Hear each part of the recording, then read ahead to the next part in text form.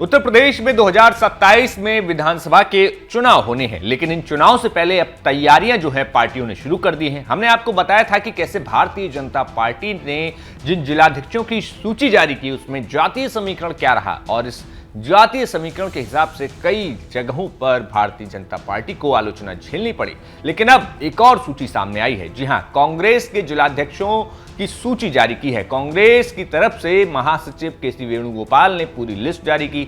बताया जा रहा है कि लिस्ट में कई बड़े नाम शामिल हैं, लेकिन जातीय समीकरण में खासतौर पर किन वर्गों को जगह दी गई, क्योंकि लगातार राहुल गांधी पिछले कई साल से, यानी कि 2 से 3 साल का अगर आप राहुल गांधी के भाषणों को देखें तो वो लगातार आबादी की बात कर रहे हैं, आबादी और हक की बात कर रहे हैं। तो आखिर ये जो लिस्ट आई है उसमें जिलाध्यक्षों में किन वर्गों की महत्वता दिखती है, किन वर्गों का ज्यादा स्पेस दिखता है, वो आज हम आपको बताएंगे। नमस्कार, मेरा नाम है मोहित कुशवाहा और आप देख रहे हैं न्यूज नेशन का डिजिटल प्लेटफॉर्म। तो आपको पहले बताते हैं कि आखिर भारतीय जनता पार्टी ने जब 70 जिलाध्यक्षों की घोषणा की तो उसमें आखिर क्या समीकरण था। दरअसल भारतीय जनता पार्टी ने जो सूची जारी की थी 70 नामों की, उसमें 39 सवर्ण जो लोग थे उनको जगह दी गई थी, तो वहीं 25 ओबीसी और 6 दलित शामिल थे। इनमें 5 महिलाएं भी थीं।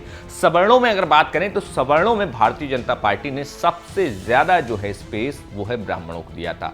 सवर्णों में 39 में से 19 जो लोग थे वो ब्राह्मण समाज से जो है उनको जिलाध्यक्ष बनाया गया। उसके बाद अगर बात करें तो यहां एक बड़ा सवाल खड़ा हुआ था कि क्या भारतीय जनता पार्टी उत्तर प्रदेश में जिस पीडीए का फॉर्मूले की काट निकालने की कोशिश कर रही है, क्या जो समाजवादी पार्टी लगातार पीडीए का मुद्दा उठा रही है, तो ऐसी लिस्ट के बाद कैसे आखिर ग्राउंड पर भारतीय जनता पार्टी उस पीडीए की रणनीति को टैकल करेगी। लेकिन अब दूसरी तरफ कांग्रेस ने भी अपनी जिलाध्यक्षों की सूची जारी की है। अब आपको बताएं कि जिलाध्यक्षों की सूची में कांग्रेस के क्या कुछ समीकरण हैं। कांग्रेस ने 133 नामों की घोषणा की है। अब 133 नामों में कई जगहों पर एक जिले में एक से ज्यादा पद भी दिए गए हैं, जैसे जिला कांग्रेस कमेटी का पद है और शहर कांग्रेस कमेटी का। ये 2 पद होते हैं कांग्रेस में। कांग्रेस कमेटी के तौर पर संगठन में पद दिए जाते हैं, तो जिला कांग्रेस कमेटी के तमाम पदों पर लोगों को जगह दी गई है, तो वहीं शहर कांग्रेस कमेटी में इसमें अगर आप लिस्ट देखेंगे तो 133 की सूची जारी हुई है। और इन 33 के जातिवार आंकड़े के इशारा साफ है कि कांग्रेस अपना पुराना वोट बैंक जो है वापस लाने की तरफ है। वही पुराना वोट बैंक जिसमें ब्राह्मण, दलित और मुस्लिम एक जो समीकरण था जिसके जरिए कांग्रेस उत्तर प्रदेश की सत्ता में बनी रहती थी, लेकिन ये जो वोट बैंक था उससे छिटक गया था। लेकिन अगर आप बात करें तो इन तमाम वर्गों पर कांग्रेस फिर से कोशिश कर रही है कि वो वर्ग उनके साथ जुड़ें, तो वहीं साथ ही साथ ओबीसी पर भी खासा फोकस किया जा रहा है। आपको बताएं कि इस पूरी लिस्ट में सबसे बड़ी बात, कांग्रेस की सूची में 51 सामान्य वर्ग से लोगों को जगह दी गई है। और इन 51 में भी अगर देखा जाए तो खासतौर से ब्राह्मण समाज से 29 लोगों को यहां पर जगह दी गई है, तो वहीं ठाकुर समाज से 12 लोग बनाए गए हैं, बनिया समाज से 7 लोग, कायस्थ समाज से 2 और सिख समाज से 1 व्यक्ति को जगह दी गई है। वहीं अगर मुस्लिमों की बात की जाए तो इन 133 सीटों में 30 जगहों पर मुस्लिम जो है पदाधिकारी बनाए गए हैं। इसके अलावा 35 ओबीसी को जगह दी गई है और साथ ही साथ 5 एससी, 2 एसटी, 6 महिलाएं शामिल हैं।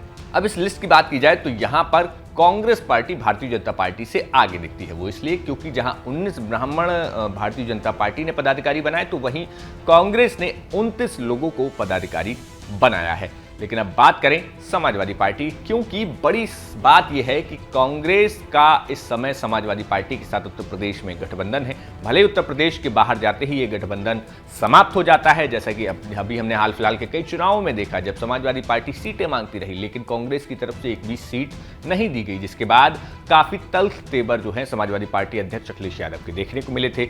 लेकिन अब फिलहाल की स्थिति यह है कि कांग्रेस अपना स्ट्रक्चर, अपना किला फिर से मजबूत करती हुई दिखाई दे रही है। लेकिन इसमें समस्या किसके लिए है? समस्या अन्य पार्टियों के लिए नहीं, लेकिन उनके अपने गठबंधन में है। क्योंकि इस पूरे गठबंधन में अगर बात करें तो जो मुस्लिम जो 30 जिलाध्यक्ष और शहर अध्यक्ष बनाए हैं, उसमें मुस्लिम वोट बैंक खासतौर पर समाजवादी पार्टी अपना दावा करती है, तो वहीं दलितों की तरफ भी समाजवादी पार्टी अपना ग्राफ फैला रही है। तो ऐसे में जो कांग्रेस पार्टी जिस वोट बैंक को कैप्चर करने की प्लानिंग कर रही है, वो तो दरअसल भाजपा की बजाय समाजवादी पार्टी का ज्यादा दिखाई देता है। तो ऐसे में क्या ये जो स्ट्रक्चर खड़ा करने की लड़ाई है वो जैसे जैसे 27 के विधानसभा चुनाव आएंगे तब और बढ़ जाएगी, क्योंकि हमने लोकसभा चुनाव में भी देखा था कि कैसे राहुल गांधी अपनी भारत जोड़ो यात्रा लेकर उत्तर प्रदेश पहुंचे थे।